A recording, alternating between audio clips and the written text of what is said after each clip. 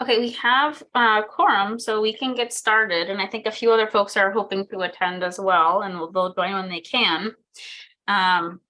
We are gonna just jump into a single item agenda today. So because this was something that was submitted to our committee just without quite enough time to include it as an illicit agenda item in our last meeting agenda.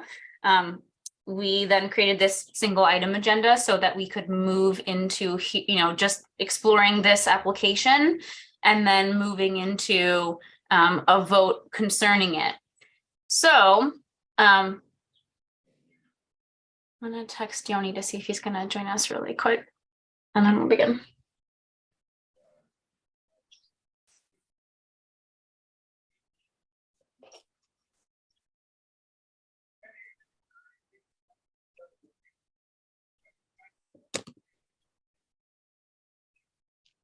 Okay, all right. I see Helene just joined us. Welcome.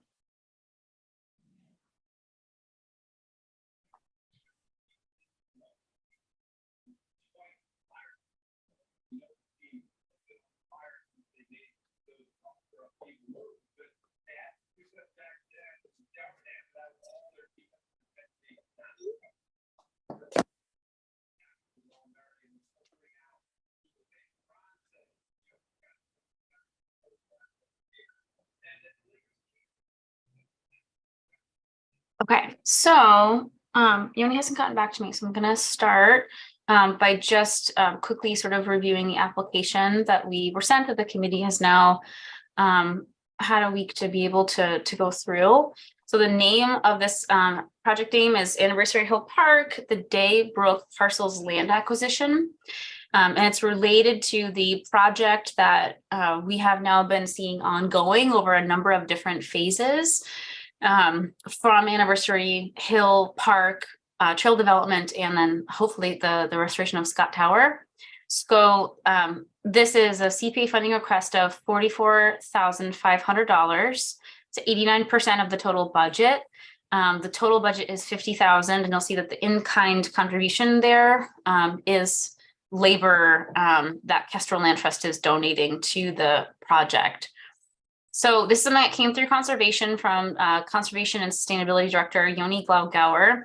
And effectively, it's an emergency funding request in order to support a grant that he learned about and was able to put forward so that they could get matching funds for this work that is going to exist around Daybrook. Oh, Yoni's here.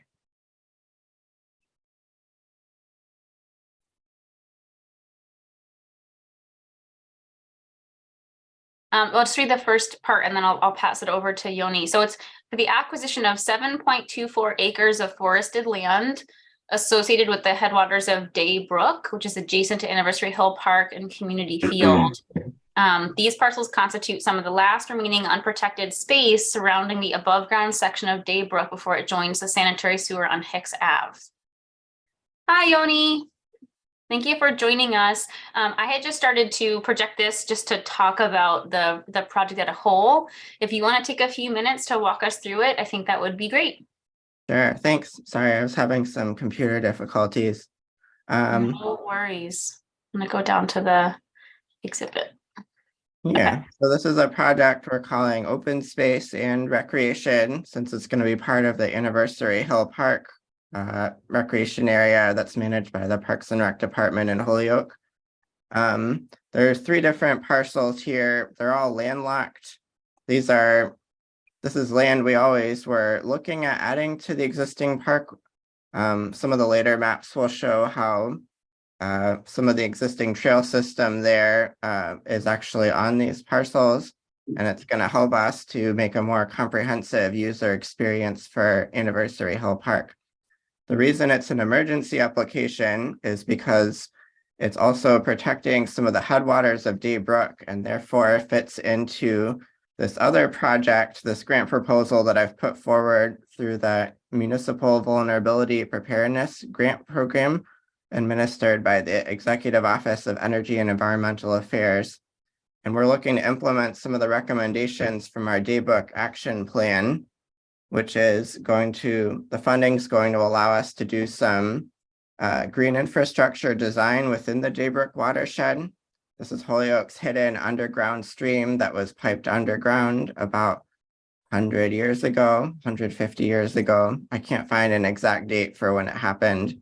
So we're looking at ways to implement nature-based solutions to reduce the amount of stormwater that's entering the system, which is part of the CSOs in Holyoke, our combined sewer infrastructure. So if we can get less stormwater to go into it, we'll have fewer overflow events into the Connecticut River and less localized flooding. So the parcel acquisitions fit into this project. It's an eligible category of the grant that'll complement sort of the green infrastructure designs. What is difficult about this grant and all grants, many grants, you have a match requirement. MVPs is 25% of the total project cost. And part of that's going to be covered by the in-kind value of any staff time spent working on the project. But we needed some more funding, so we were looking at some creative solutions for that.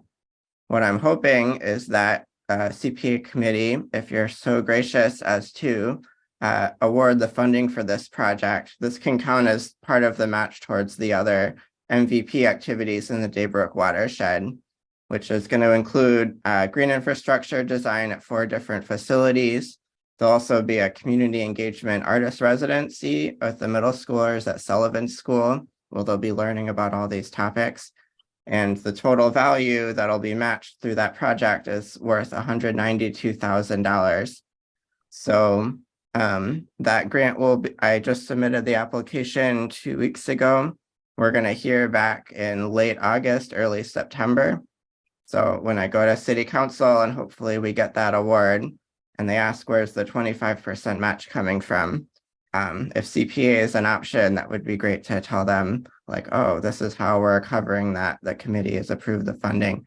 If not, we'll have to look at some other options and figure out how to make that work. But this seemed like a reasonable route because you're already familiar with the Anniversary Hill Park project. It fits into those objectives as well. And it just seems like a slam dunk on both counts. Okay, thank you for sharing that. Really appreciate that. I'm going to open it up for questions from the committee or comments.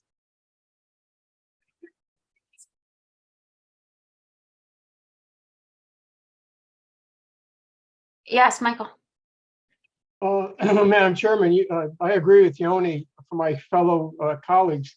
It is a slam dunk, environmentally speaking, administratively speaking, and it complements the larger project of Scotts Tower area. It couldn't be a better fit for really a rather small amount of money. It's basically just a real estate transaction. We're purchasing three rather small pieces of land that the owner is willing to sell at a reasonable cost. And I think it's a winner all the way around. It hits all the boxes. Environmentally, it's helping out the city, helping out the landscape, and helping out Scotts Tower. Madam Chairman, I think it's a slam dunk. I think we should vote for it. Other questions or comments from the committee? I feel like listening to it now, hearing you talk about this twice, it gave me sort of a different perspective. I think initially I was really focused on the way that it would expand. I mean, the project that we'd already sort of been really familiar with and create more opportunity as you're working still on that project on trail development. It helps to know you own that land and then could really build trails out into it. And I know there's a third parcel that you wanted that was on that map, I think that we just saw, that you're just not able to move forward with at this time because the owner's not ready to sell it. Is that something that you want to talk about a little bit more? Sure. So part of the reason this is somewhat last minute and an emergency application, we've been working with Kestrel to get an appraisal on these parcels. So these three are owned by one property owner, Ceres Resources. And then there's a fourth parcel that's actually to the south of the park, and it would allow access to Anniversary Hill Park from Wyatt Harper and also connect the park more directly with Bodewin Village and the Sullivan School. There's already trail systems running through it. So the appraisal came in, which was included with the application documents. There's not much narrative to it, but you'll notice that the appraiser concluded the highest best use is basically sale to the abutter as recreational space.